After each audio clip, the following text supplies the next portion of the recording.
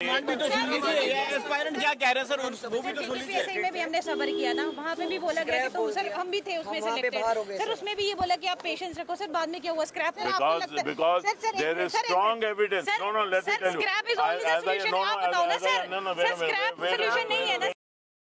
Hello दोस्तों आज BJP के बहुत ही बड़े लीडर देवेंद्र राणा FA के प्रोटेस्ट कर रहे एस्पिरेंट से मिले। यहाँ पर इन्होंने एस्पिरेंट से क्या कहा और एस्पिरेंट्स ने उनके सामने कौन सी बात रखी वो हम आपको आगे इस वीडियो में सुनाएंगे। दोस्तों यहाँ पर ये ज़रूर कहना चाहेंगे कि इनमें से कुछ एस्पिरेंट्स ने ये कहा कि अगर हमें इंसाफ नहीं मिला, हमारी सिलेक्शन लिस्ट नहीं आई तो हम दिल्ली जाएंगे और दिल्ली में हम जंतर मंतर पर अब प्रोटेस्ट करेंगे। इसके अलावा यहाँ पर एस्पिरेंट्स ने ये भी इल्ज़ाम लगाया कि कुछ बहुत ही बड़े चेहरों को इसमें छुपाने की कोशिश की जा रही है। दोस्तों आप नीचे कमेंट सेक्शन में अपनी राय ज़रूर रखें।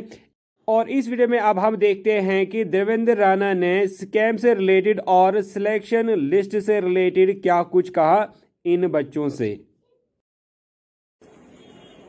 और जो कमेटी है उसकी अध्यक्षता एडिशनल चीफ सेक्रेटरी होम माननीय गोयल साहब कर रहे हैं। आर.के. गोयल साहब एक बहुत ही निष्पक्ष, काबिल, हाईएस्ट इंटेग्रिटी और हाईएस्ट एफिशिएंसी के एक ब्यूरोक्रेट हैं और मेरे ख्याल से जम्मू एंड कश्मीर काडर के एक सीनियर ब्यूरोक्रेट हैं। हर शख्स को उन पे फेथ है। वो इस बात की इन्वेस्टिगेशन कर रहे हैं कि क्या कोई ऐसी गलती तो नहीं हुई है।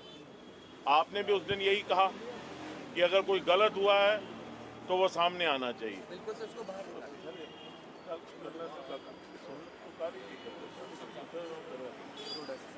डोडे वाले ये बीमारी होती है, मैं भी डोडे ना इसलिए डोडे वाले हाथ तो निकाल कर देना।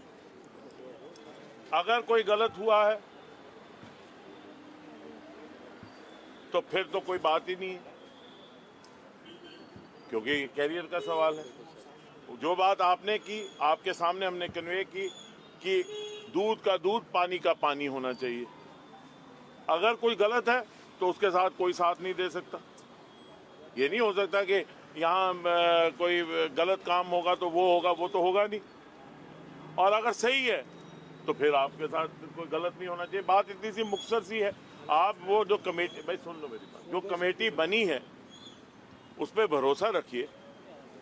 मैं आपको ये कहता हूँ कि मुझे भी अब 25-30 साल हो गए सियासत करते।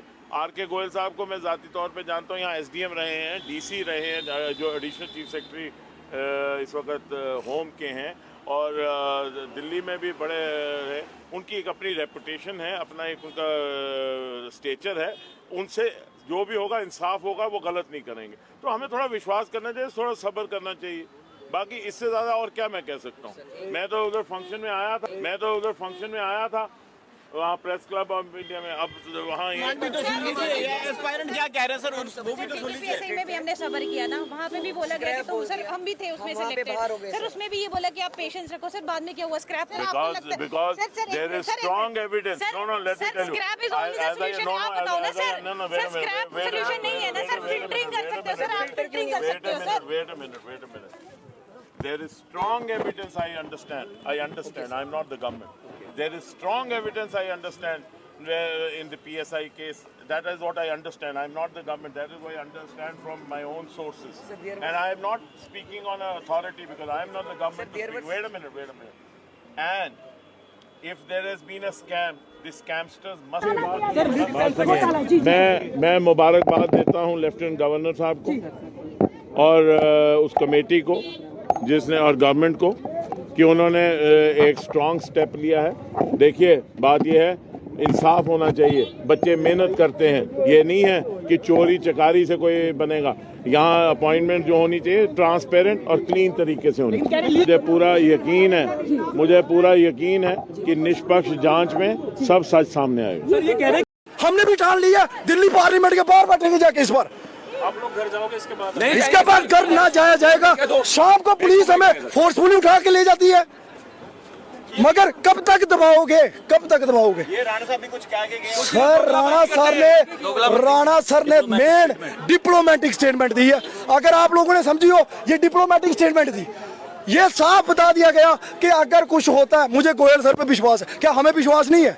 ठीक है ना, आप क्लियर दो ना, हमें क्लियरेंस दो ना कि अगर आपकी एजेंसीज मीन्स के समझ क्यों नहीं आ रही इस पार्टी को कि अगर आपकी एजेंसीज फिल्टर आउट कर सकती है, आपकी एजेंसीज ये पता लगा सकती है कि इसमें कुछ है, तो आपकी एजेंसीज उसे बाहर क्यों नहीं निकाल सकती सर? क्यों नहीं निकाल सकती? उन चंद एलिमेंट्स को बाहर क्यों नहीं निकाल सकते आप? मीन्स क्या साफ साफ बता रहे हैं सर, ये तमाशा चल रहा है। ये उन आला ऑफिशियल्स को, वो जो इनकी एक चेन बनी हुई है, कहीं वो एक्सपोज ना हो जाए, कहीं वो बाहर ना आ जाए, सिर्फ उन्हें बचाने का एक ड्रामा चल रहा है। तो दोस्तों आपने सुना कि क्या कुछ कहा देवेंद्र राणा ने और क्या कुछ कहा एफए के एस्पिरेंट्स ने। तो इन बातों को सुनकर आपको क्या लगता है? क्या अब सिलेक्शन लिस्ट आएगी या क्या अब जो एफए का जो रिजल्ट है, एफए का जो एग्ज़ाम है, उसको भी अब स्क्रैप किया जाएगा? तो दोस्तों इसी के साथ मैं ये वीडियो को करता हूँ एंड। उम्मीद करता हूँ कि आपको वीडियो अच्छी लगी होगी। वीडियो अच्छी लगी तो वीडियो को लाइक करने के साथ साथ शेयर जरूर करें। दोस्तों अगर आपने अभी तक भी चैनल को सब्सक्राइब नहीं किया तो डेली वीडियोस अपडेट्स नोटिफिकेशन पाने के लिए चैनल को सब्सक्राइब करना ना भूलें। दोस्तों हम मिलते हैं आपसे एक नेक्स्ट वीडियो में, तब तक के लिए टेक केयर।